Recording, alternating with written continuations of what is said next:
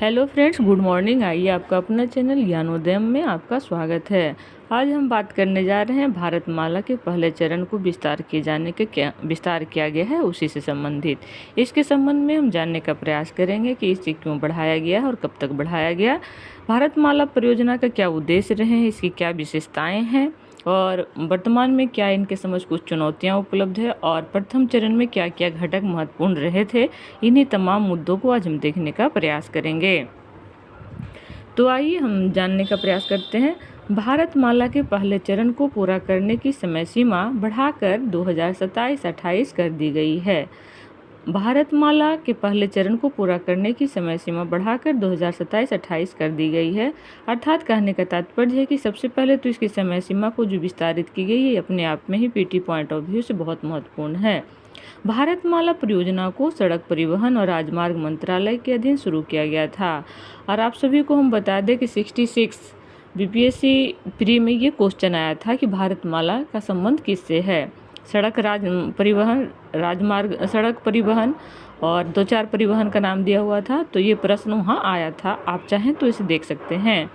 भारतमाला परियोजना को सड़क परिवहन और राजमार्ग मंत्रालय के अधीन शुरू किया गया था। यह राजमार्ग क्षेत्र के लिए एक अम्ब्रेला कार्यक्रम है।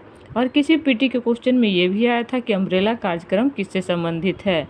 तो अभी तक मात्र 4 लाइन में ही 2 पीटी का क्वेश्चन हमारे सामने आ चुका है। उम्मीद करती हूँ आगे आप लोग इसे ध्यान से सुनने का प्रयास करेंगे। 2017 में इसके चरण 1 को मंजूरी दी गई थी। इसका उद्देश्य 2022 तक 34,800 किलोमीटर के राष्ट्रीय राजमार्गों का विकास करके महत्वपूर्ण अवसंरचना की कमी को समाप्त करना था। नवंबर 2023 तक इस परियोजना का 42% काम पूरा हो चुका था। अब हम बात करते हैं कि भारतमाला परियोजना के क्या क्या उद्देश्य रहे। तो महत्वपूर्ण अवसंरचना की कमियों को समाप्त करके देश भर में माल ढुलाई और यात्री आवाजाही की दक्षता सुनिश्चित करना था। पूर्वोत्तर भारत में कनेक्टिविटी में सुधार लाना इसके उद्देश्य थे। अगर हम पूर्वोत्तर भारत की बात करें तो पूर्वोत्तर भारत के कुछ राज्यों को नाम को भी ध्यान में रखना होगा, जैसे कि अरुणाचल प्रदेश, नागालैंड, मेघालय, मिजोरम, मणिपुर, त्रिपुरा और असम।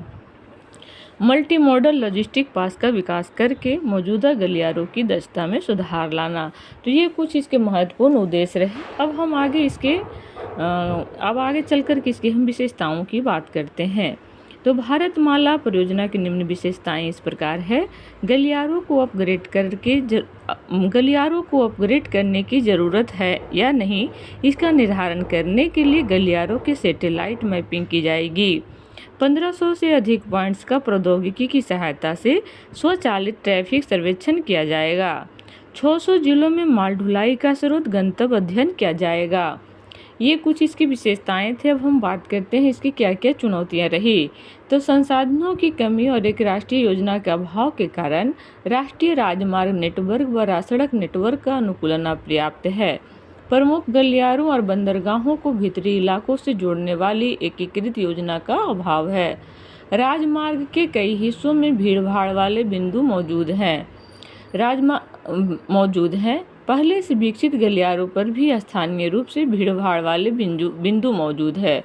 दुर्घटना की स्थिति में प्रतिक्रिया के लिए बुनियादी ढांचे का अभाव है। तो हम देख सकते हैं कि मूलभूत चुनौतियां भी विद्यमान है। तो उसमें आगे हम लोग सरकार के द्वारा कुछ अच्छे प्रयास किए जाएंगे। अब हम देख लेते हैं कि भारतमाला चरण 1 के तहत क्या क्या चीज़ शामिल की गई थी। तो आर्थिक गलियारा 9000 किलोमीटर पूर्ण आर्थिक क्षमता का उपयोग करना।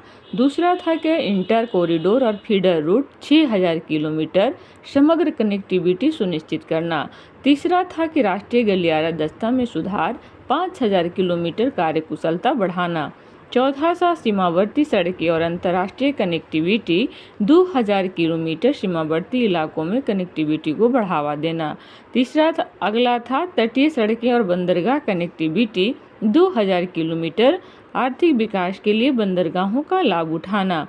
नेक्स्ट था कि ग्रीनफील्ड एक्सप्रेसवे, 800 किलोमीटर तीव्र लाभ के लिए एक्सप्रेसवे बनाए गए थे। राष्ट्रीय राजमार्ग विकास परियोजना, जिसे NHDP शॉर्ट में कहा जाता है, का शेष कार्य अर्थात 10,000 किलोमीटर सर्वांगीण कनेक्टिविटी को बढ़ावा देना। तो ये क्वेश्चन बहुत ही, आज का जो हमारा प्रश्न था बहुत ही महत्वपूर्ण है। इसे आप मेंस के आंसर राइटिंग में अगर आर्थिक गलियारा या आर्थिक दृष्टिकोण से कोई भी प्रश्न आता है तो आप वहाँ कट पेस्ट कर सकते हैं। तो इन्हीं चंद शब्दों के साथ आज का ये वीडियो मेरा समाप्त होता है। जय हिंद, जय भारत।